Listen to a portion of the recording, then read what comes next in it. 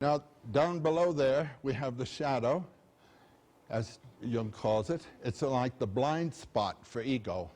That about yourself of which your ego is completely unconscious, of which it has no knowledge whatsoever.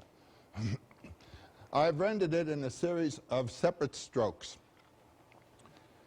This shadow, in Jung's terminology, corresponds almost precisely to the Freudian unconscious.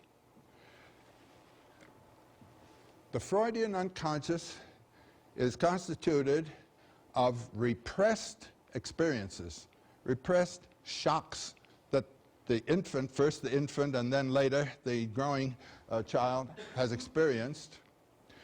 Jung's first interest in Freud was in Freud's theory of the mechanism of repression.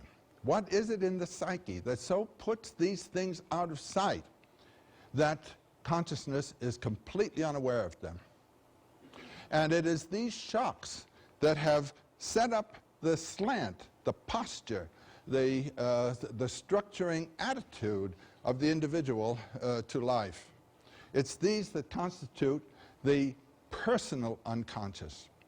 The shocks that will have upset and transformed the life experience of one person will not be precisely the same as those that will have done so for another.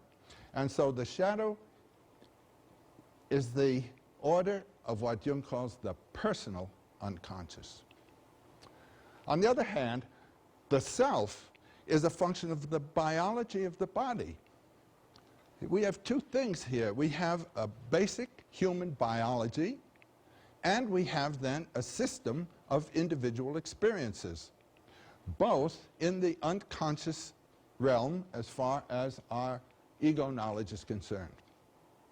It's out of those centers, then, that dreams come, and dreams, of course, will be primarily personally oriented. They will have come from the shadow system mostly, but the shadow system rests on the deeper ground.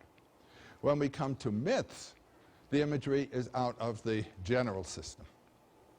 And Jung speaks of two orders of dream. There'll be one order of symbols that you can interpret by personal associations, the free association technique that Freud uses. But there will be then other images in your dreams at certain critical moments in your life that you cannot interpret through personal associations.